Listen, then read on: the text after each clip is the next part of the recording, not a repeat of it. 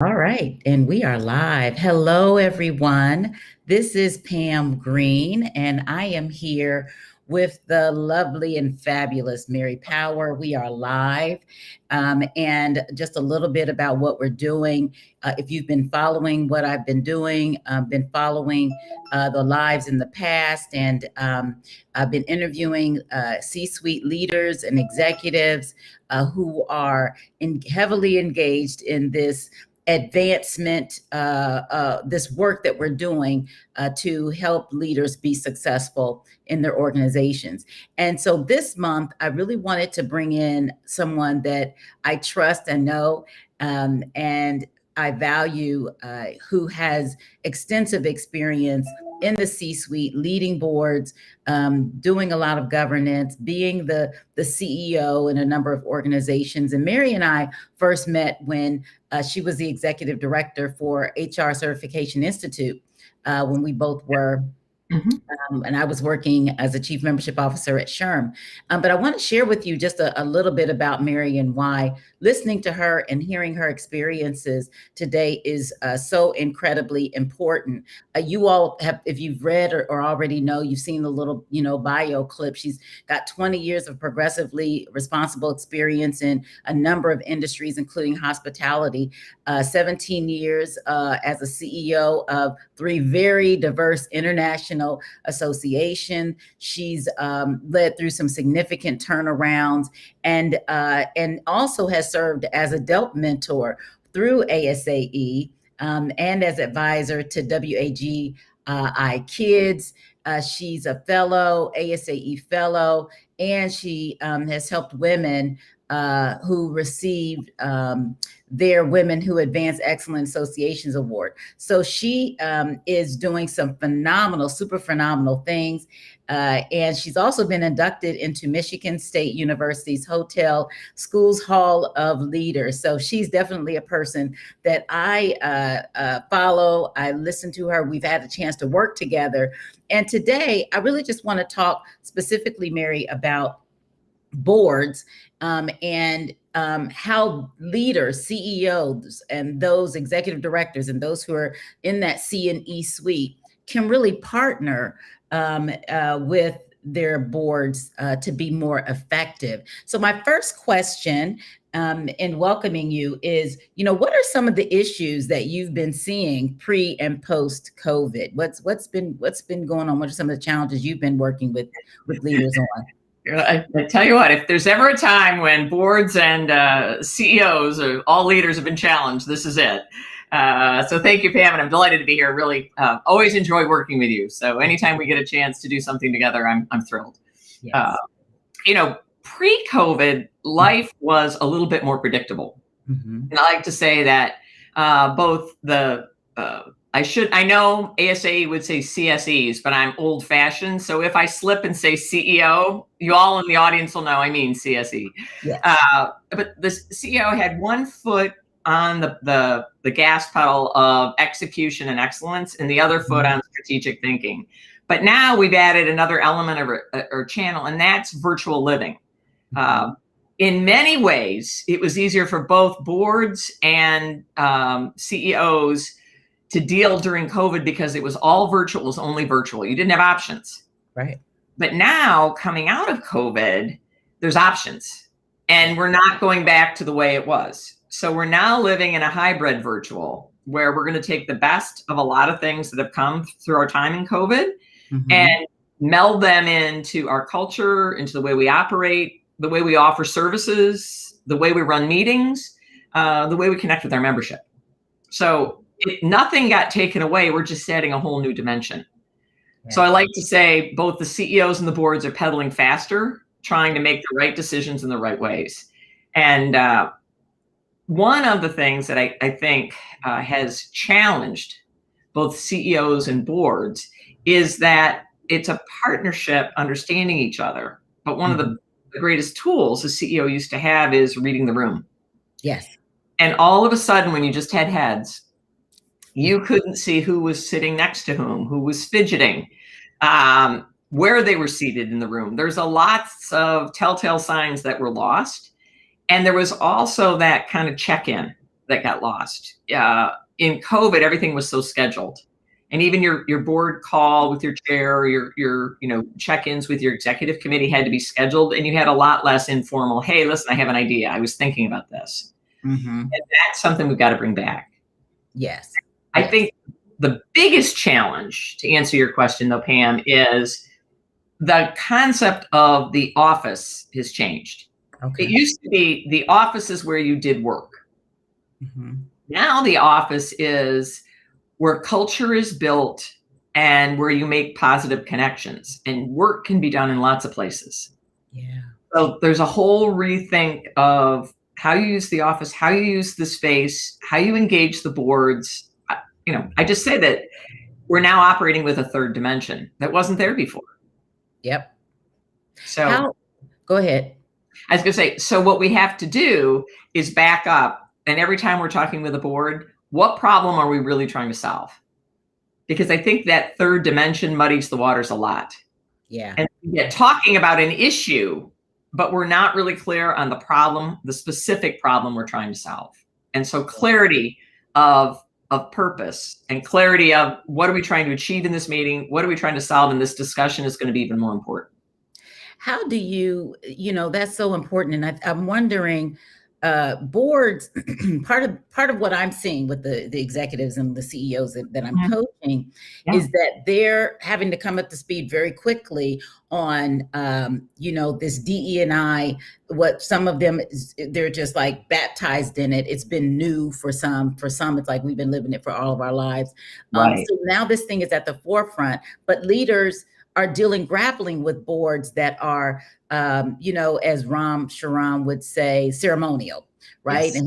In his book, Boards That Deliver. And they're trying to be progressive, and they're really trying to move that board quickly, and they're just not there. What are some of the, insights? Well, how does a CEO and his or her or their team help that board?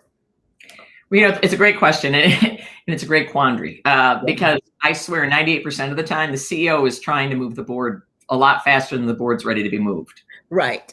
So the first key is meet them where they are. Like you can't get them to L if they're just still on A. It's just not going to happen. So figure out where the board really is and make slow progress, then build on momentum. So even though, and particularly with DEI, even though the CEO knows that's critical, it's important, the board will move, but they're not going to sprint.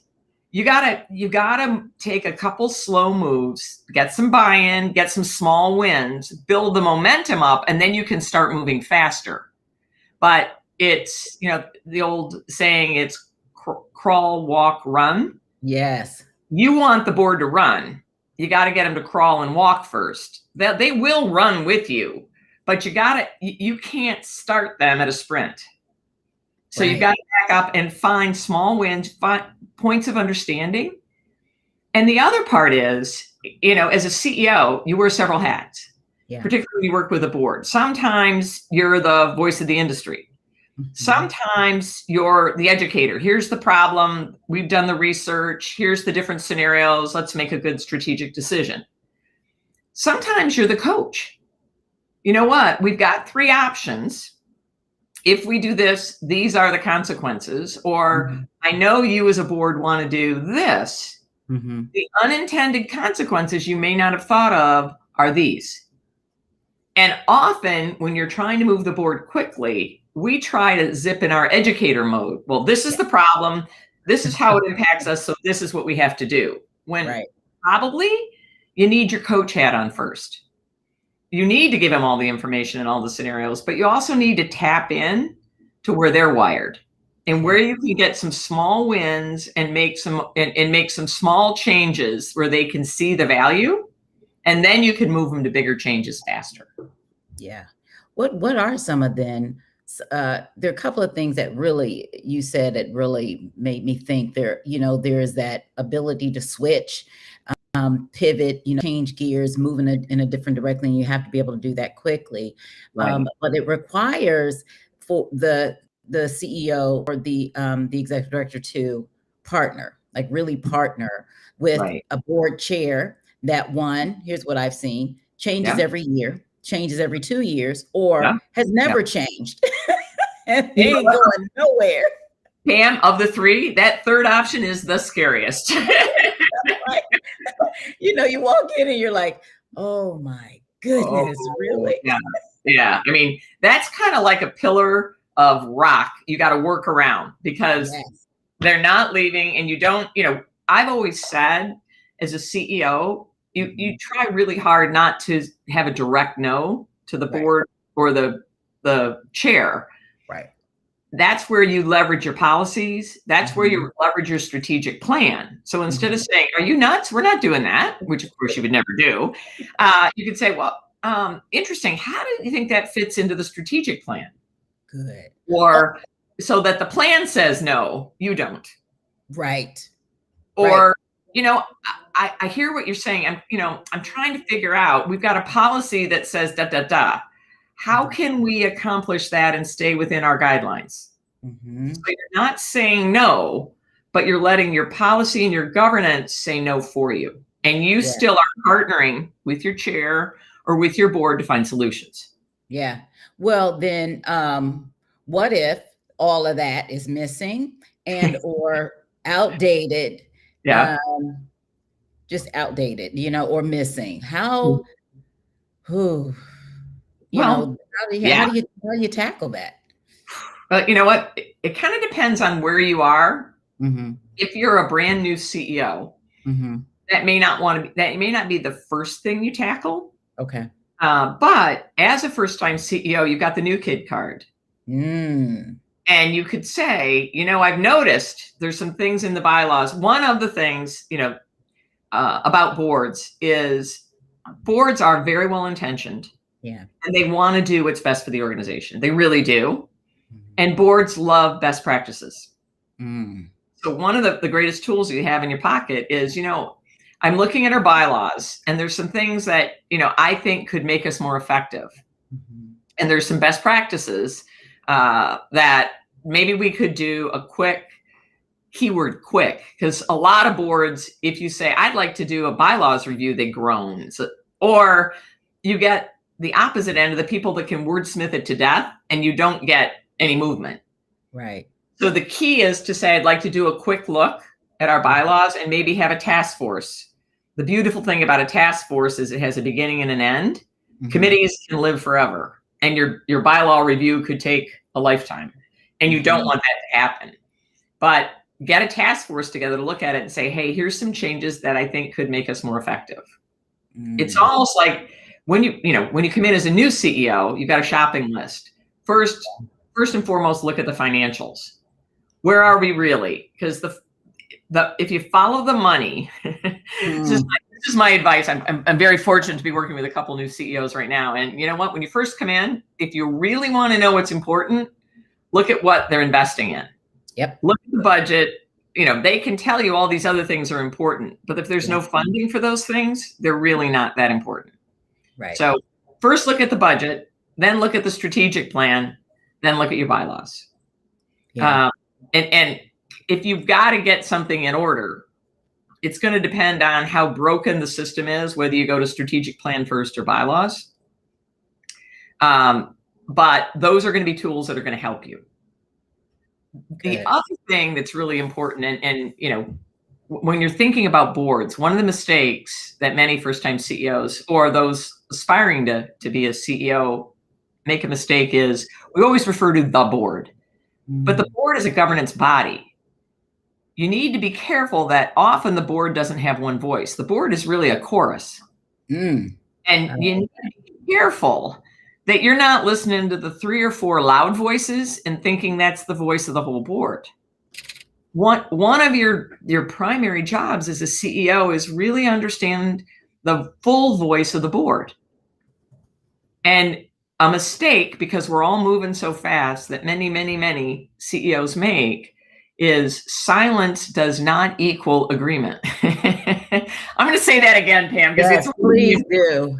When you're dealing with your board, it's made up of several individuals. You're going to hear from some of them a lot, From some of them, you don't hear very often. But when you are trying to get a sense of what they want, the ones that aren't talking are the ones you need to follow up with and get clear on their thoughts, because silence does not equal agreement. Yeah.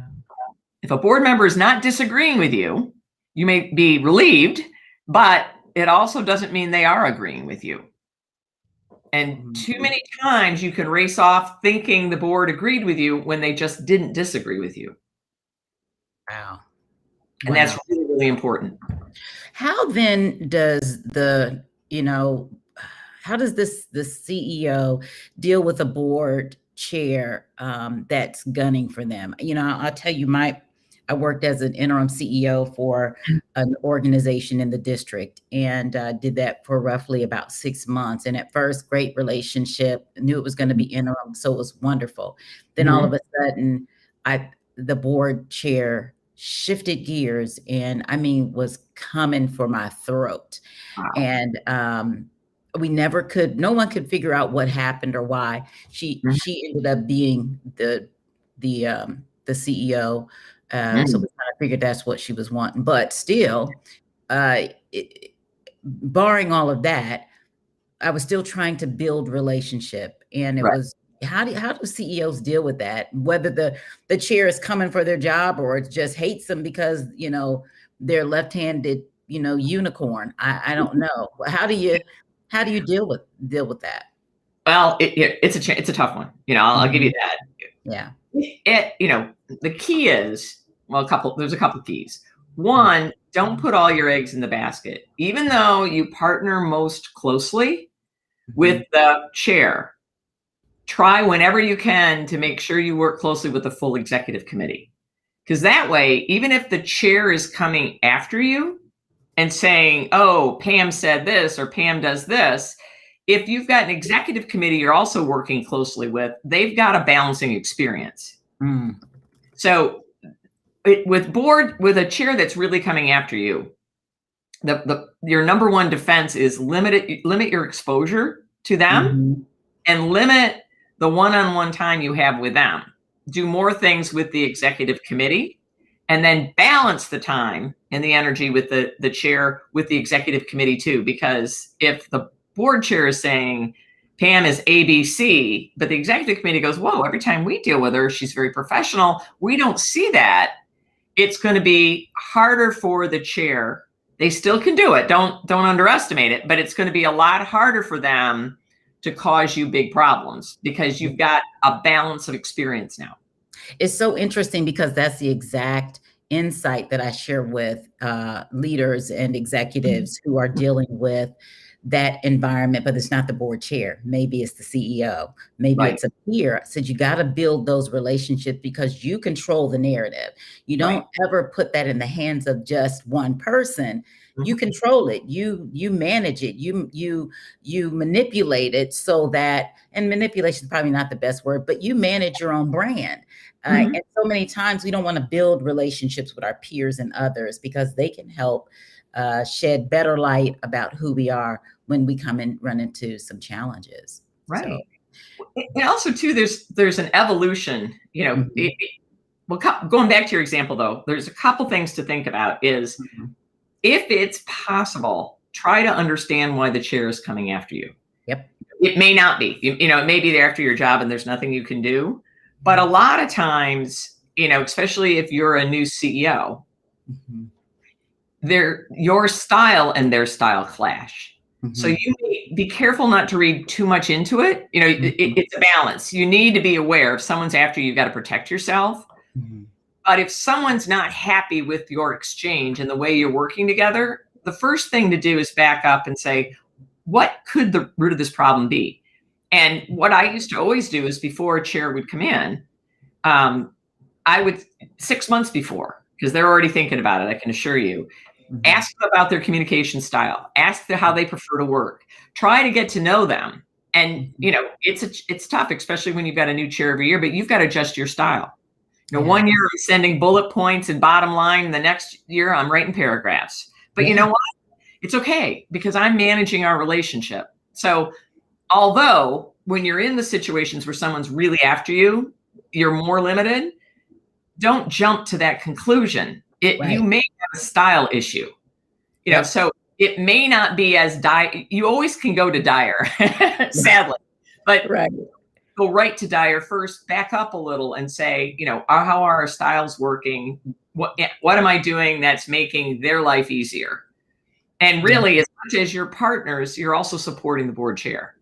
Absolutely. So whatever you can do before they get in the chair to better understand that relationship, style, understand kind of their hot buttons, what are their goals for their term as chair, learn as much as you can and balance it.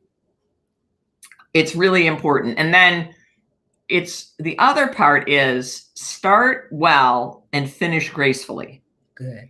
There's nothing worse than a disgruntled ex-chair either. Ooh. So one of the things that you have to manage, and it's easier if it's a 2-year term. In fact, if you were to ask me my choice, and of course you'll never get your choice, but if ever you're asked, a 2-year term is really a beautiful thing because the first 6 months, the chair is learning everything that they need to do.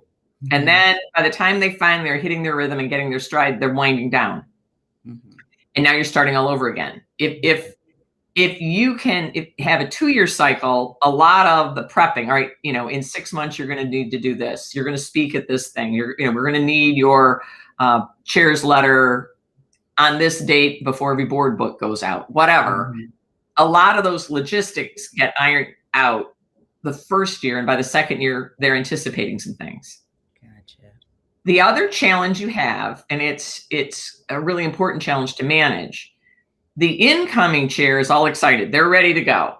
And so 6 months out, at least, start talking to them about their goals, their vision, and if possible, have joint calls with the chair and the co-chair so that they start to get the rhythm and cadence.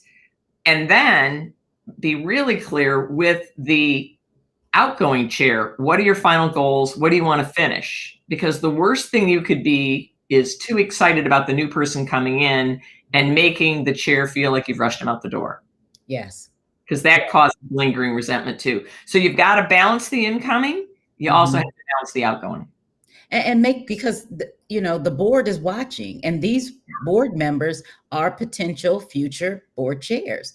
Exactly. And they are watching everything. And there are lots of conversations that are being held without you in the room, behind the scenes. And you want to, again, influence that narrative. Mary, what about the notion of, executive compensation and the disconnect that boards have with managing that? So that this is what I've heard, right? And experienced is I've actually heard board members say, well, I don't make that much money.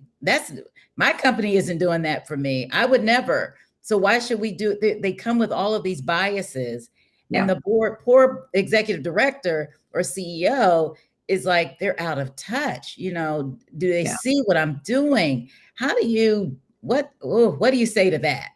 Well, ouch is what I say. Right. There's really it's a 3-part problem. For a lot of, it depends what industry you're in. It's always easier if you're in an industry where your board makes a lot more money than you do. That makes it easier. All right. But there's 3 things to help you with. The other part that you didn't talk about is, even if they are going to give you a decent salary, if you don't have a process or you haven't written it in your contract, the most frustrating thing is I'm the CEO, I'm supposed to lead and partner with this board. And I have to keep reminding them, it's time to do my review. It's time to do my review. And months pass. And then after a while, it gets embarrassing because you've reminded them so many times that now you're resentful because, doggone it, I deserve a review. 1, I'd like input. How am I doing? I want to do a better job. But 2, hello, my compensation is tied to this too. So for no matter what your salary is and no matter what they're going to pay you, the number 1 frustration is get a policy where either in your contract, you will have a review by this date every year. So it's locked in your contract at least. And then build it into your budget process. So then the treasurer is also helping drive your review. Because if not, you're in a very awkward situation where you're trying to build the budget with your team, and all of a sudden you're plunking numbers in of what you think you deserve, but the board hasn't approved it. Wow. So it looks like you're stepping out in front of yourself a little bit there. And that's not good for how you build relations. The other thing that's not good, and I've seen it in way too many small associations, is where someone that reports to the CEO is managing the CEO's review. That should never, ever, ever happen, because it's just wrong. Right. You know, one of the things I've done in the last 2 years is I'll come in and be the impartial third party, and I'll run the board review, and then I'll share with them comps for the industry and, you know, what is appropriate, and kind of talk them through, because it's very hard for the CEO to say, well, this is comps for the industry, this is what I'm worth. It puts the CEO in a very awkward position. Yeah. And to your point, if they don't want to pay you what you're worth, one of the things, you know, when I'm doing the impartial review, it's easier than when I'm talking about myself. But even if you are talking about yourself, say, you know what? If we were in a very specialized field and we needed a nuclear scientist on staff, there's a high probability I'd have to pay the nuclear scientist more than I make. Or if we needed a top lobbyist or a highly skilled lawyer, and there's only a few around, they're worth X dollars, and we pay for that skill and that expertise. Mm-hmm. When you hired me as your CEO, you paid for that skill and expertise. You know, let's say you run a nursing association. Okay, mm-hmm. Nurses are incredibly valuable, but their salary fits into a range. The challenge is you weren't hired to do nursing. You were hired to manage and expand and extend the reach of that association, just like a lawyer would be to keep them out of trouble, just like a lobbyist would be to get their issues on the Hill. Mm-hmm. And you would never pay a lawyer or a lobbyist what you pay a nurse. It's just, there are set salary ranges for professions. Right. So your key as a CEO to reinforce that this is your profession. Mm-hmm. And if they were to lose you, they wouldn't replace you with a nurse's salary. They would have to replace you with another association exec that would be in that professional range. Right. So that's all the talking points. But frankly, the easier thing, bring a consultant in to show them industry best practices and have them have that conversation with the board. Yeah. Yeah. And not try to go it on their own, or to come out of their own, their own biases or their own lack of understanding and experience. It's extremely challenging to try to educate them on your own. It is. And also it puts them in a very awkward position. Yeah. So, there's a lot of, I do it. I know several other people do it. You don't have to go to a full comp company that want to do the whole compensation review. You can have someone just come in as a third party and talk to your board and manage the board review. And then it goes into the notes and executive session. So it's contained if you're ever audited, but it's not open to staff review or public review. And let them have those conversations with the board. Yeah. And you want an experienced consultant, right? You don't you want someone that knows, one, it has to be someone that knows the industry better, knows their industry. Like I did a comp analysis for a CEO of a medical association. Mm-hmm. And the board had used a comp for all associations, and they used a national one. And I said, wait a minute, you know what? You're located here in Washington, D.C. Right. The cost of living in Washington, D.C. is much higher. If you take a national average, you're taking Kansas and Michigan and Albuquerque, New Mexico, as well as, some of the others. So, you're not comparing apples to apples here. No. And also, in medical societies, it's a very high skill level, and if you want an experienced medical society association exec, those salaries often are higher than someone that's doing philanthropic work for small associations or maybe educational associations. So you need to compare what your exec is against the subset of your industry. Yeah.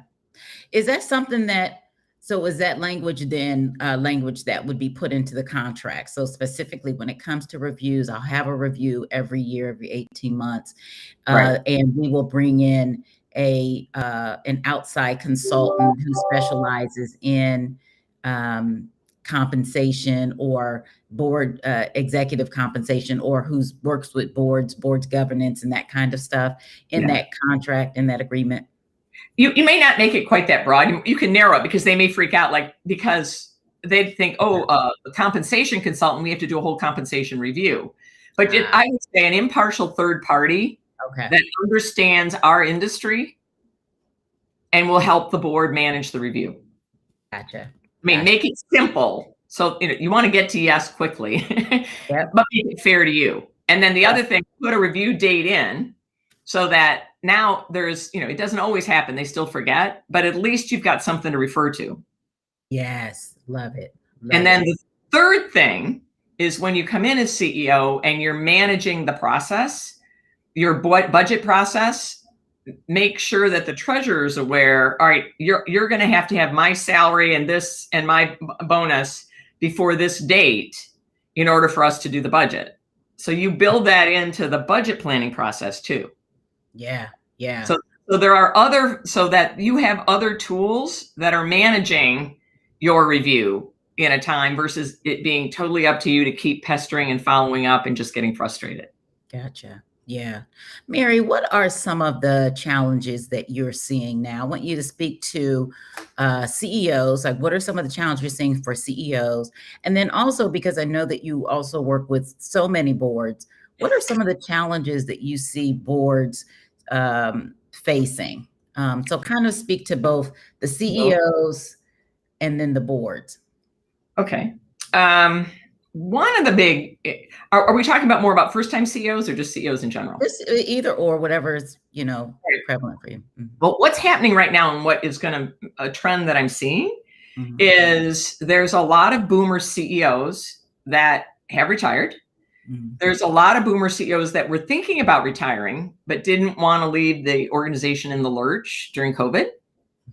And there's a lot of CEOs that during COVID are thinking, wow, I was on the road 200 days a year. I really kind of enjoy being home with my family.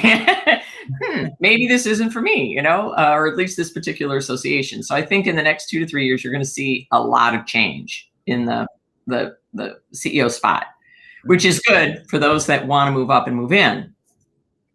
What's challenging, and I've been doing a lot of board whispering lately, I call it, that even though the boomers are leaving the CEO ranks, they are now have more time and they are heavily participating on boards and they're not leaving. So that there's high turnover and there's a lot more of the next generation moving into the CEO spot. They're not moving as rapidly on the boards. And so here's the big dilemma is the boards are excited. They're like, great, we're getting this young thinking person that understands technology and social media, and we're getting all these great things. But in their mind, they're just adding it on top of all the things that they expected of their boomer CEO. But the CEO doesn't realize that. They're like, oh, wow, they love my technology, my knowledge. They don't know the piece that's being expected of them that's just not there. And so there's a lot of times where you really need more communicating. And what's tough when you come in as a brand new CEO, you don't want to say no to anything. You want to show them what you can do, and you don't want to ask a lot of questions so it looks like you're not sure. That's the first mistake that any CEO makes. You've got to ask a lot of questions, and you can do it in a way. Let me understand our ultimate goal here. Let's be clear. I was just coaching a great first-time CEO, and she was hired for change. The board wanted change, a lot of change. But what the board didn't say is they didn't want to change. They wanted her to create all this change. And so she came in and did a lot of things, unfortunately, too much, too fast. And the board put their hands up and like, whoa, whoa, whoa, whoa, whoa. Yeah. This is not what we had in mind. So you really, even when you've been hired as a change agent, and we're going to see more and more and more of that right now. Oh my goodness, yes. Don't rush change. You Yeah. are a change agent, but make sure you understand the culture of the organization. Make sure you take the temperature of the board around change and try a couple experiments first. Because what the board may think and what they may tell you about change and what they're really ready for and comfortable with may be very, very different. So try a couple little change experiments first before you go all in. Yeah. Some of the times I will tell some, folks who are in the role is that yes, they want what you bring, right? They Mhm. want all of that. They just Yeah, don't want you to bring it, some of them, and some don't want you to bring it as quickly and as with so much intensity. right. You have to, temper that thing out over time so Yeah, that they can have time to digest the first piece before. It's like, you get a buffet of food, you can't right. inhale it all at once. You take your time Mhm. with eating that meal, but you've got to temper that a little bit because they want it. It's just sometimes it's just too much all at once. Yeah. Go ahead. Sorry. Yeah. So what else? That's good. PM2, it's also where are they? Yeah. First at the table, like you're rushing in with all this food, but like, hello, does anybody have food allergies? Hello, have you ever tried sushi before? Hello, you gotta slow down and take the temperature of the room. You really do. And again, there are some, and within a board, sometimes it's a chorus, and sometimes it's a couple of duets playing simultaneously, and not always to the same tune. So, the loud voices are telling you one thing, and it's easy just to hear those and run.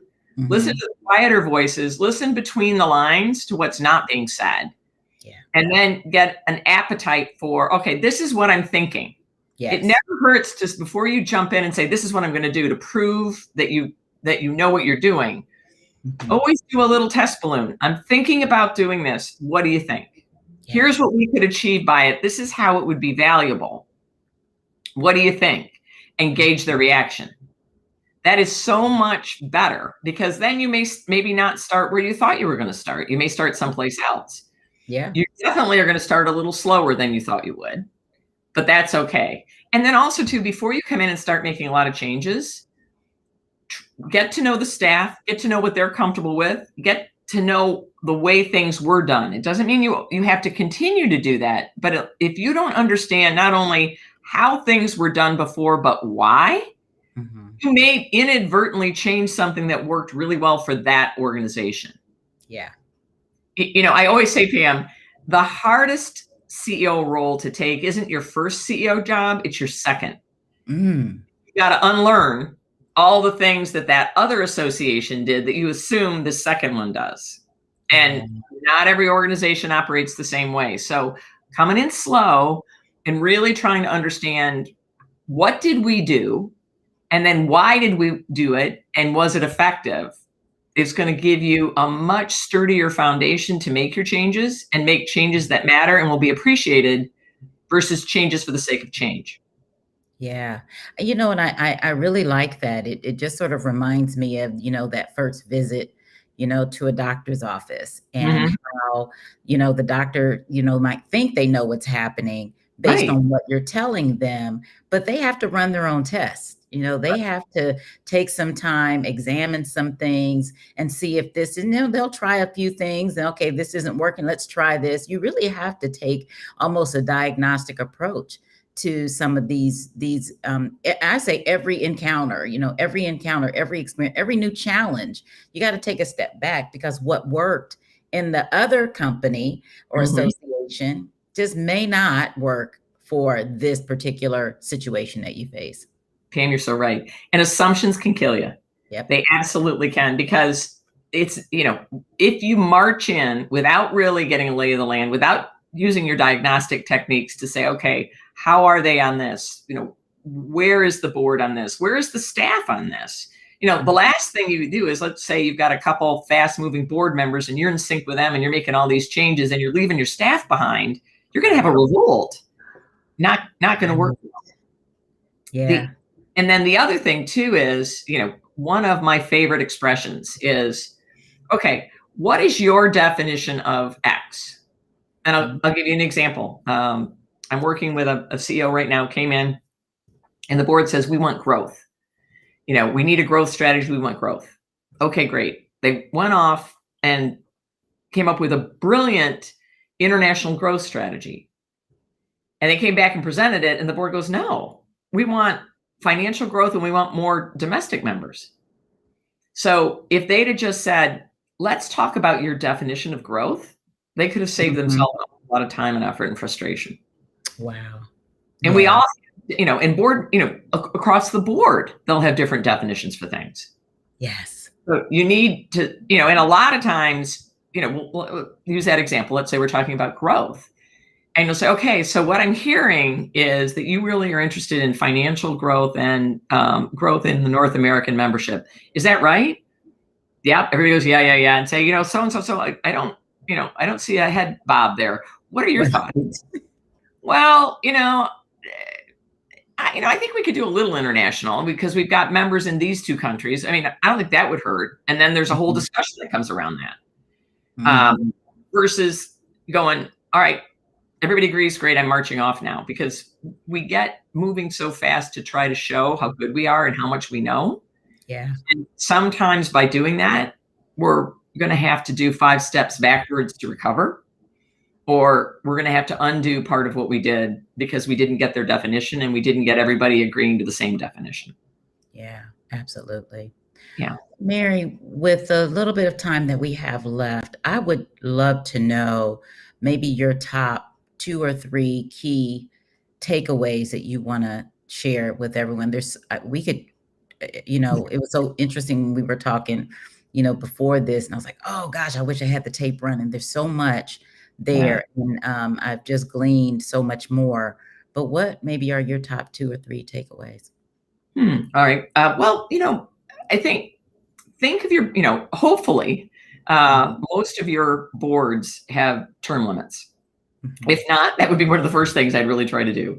But don't think of your board just like it's not one voice. Not everybody has the same tenure. So think of your board in 3 sections. You've got the first phase of your board, which are the brand new that have come on this year. You've got the center phase that have been on, they're in their 2nd year. And then you've got the board members that are on their 3rd year. And so any piece of information, anything that you share with the board, you've got to look at it from 3 different lenses. So for the brand new people, you've got to give them some context. For the middle group, you've got to remind them. For the long tenured, the 3-year group, is how do you make it interesting and not like, yeah, I know all that, I've been there. What new flavor can you add to keep them excited and engaged? So when you think about your messaging to the board and you think about how you're working with the board, remember that they're not at the same place. Just like boards as a governance body go through stages, so do individuals on the board. And so often when you are working with your boards and your messaging, we have a tendency to lump them all together. And we forget their attention span is different based on what year they're in of their cycle. So that would be one I'd have you think about. In terms of just either working with your board or as a CEO, one of the most important things is you can't lead anybody unless you can lead yourself. Yeah. And you really need to be aware of your strengths and weaknesses, but also your blind spots and your triggers, because everyone's watching you, and what you say and what you do better match. And if you're the type of person that thinks out loud, you may be throwing ideas out there like you used to do before you were CEO. But now you're CEO and people think you just gave 4 orders, or these are the 4 things Pam wants done, when you were just throwing ideas out. So you need to be very careful of how you're acting, because you're in a different role. You're still the same person you were when you were a COO or a CIO or a CSO or a director, but your position changes how you're viewed and how you need to operate. Yeah. So that I think would be hopefully my big nugget that will help some folks along the way. I think that's a huge nugget right there, Mary. Is it more or less incumbent upon the CEO to make shifts, or the staff, the board, the organization? Every CEO runs into challenges, and some personality types more dominant, less likely to want to make those shifts than others. And I just see a real distinct difference in the willingness to make important shifts. It's almost as if, well, if I have to change, I'm not being myself, not being authentic. I'm not bringing what they hired me for. And so I see some CEOs really challenged with having to shift their own leadership style and approach to fit the organization. Pam, that is a struggle. And I think there's a difference. It's you should never change your values. You should be able to change how you operate. As long as you're true to your values, you're being yourself. But if you're, if your chair has one style and the next chair has a totally different style, it's really up to you to adjust, because your goal as leader of the organization is to execute, to engage, and deliver. And if you get locked into a style and that limits your effectiveness, you're hurting yourself. But if you're asked to do something that goes against your core values, you should never change that. Your style basically is just, how you happen to operate. A lot of style is habit. And so really, think about a good teacher. A good teacher doesn't teach every student the exact same way. Right. They find out how to reach each student, and then they interact with them in that way. In many ways, as a CEO, you're a teacher. Yeah. And so you do need to adjust to, don't think about it as having to compromise how you operate. It's just finding the most effective way to partner with this group. And with your staff, set clear expectations, but then realize not every staff person operates the same way. And how can you best support them and get the most out of them? If it means with one person, you set lots of interim benchmarks and deadlines, and other, give them the end point and give them the breathing space to do what they need, you're effectively managing them. You're not compromising a certain style. No.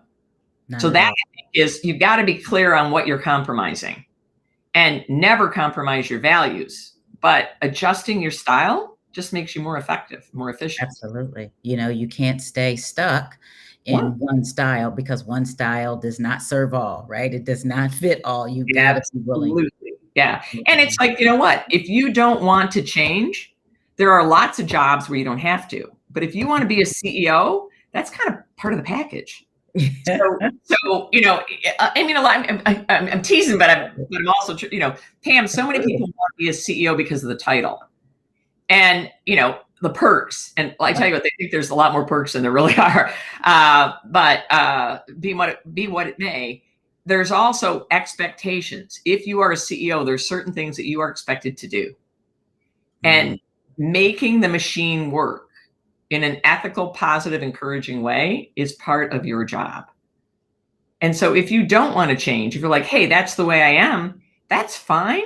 But then maybe you don't want to be a CEO. Yeah. Wow. Mary, very powerful. I want to end on that note. Okay. That was super. I mean, you just nailed it. I couldn't have said it better. So I'm not going to say anything else. But if you would like to have more experiences like these, I want to say thank you to Mary. Please join. You can join my community. Mary, how can people reach you? What's the best way for them to be able to connect with you and to learn a little bit more? Well, Pam, my website is empoweringleaders.com. Okay.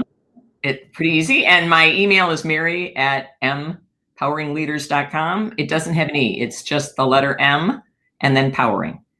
Okay. So please, and if you're interested in working together on my website, you can book a half-hour consult to make your life easy. So, but my passion is helping leaders in the association community. It's I grew up here and I love it, and I think giving back is an awful important thing to do as we move forward, because there's so much to do, and there's so much great talent out there. Everybody can shine. Absolutely.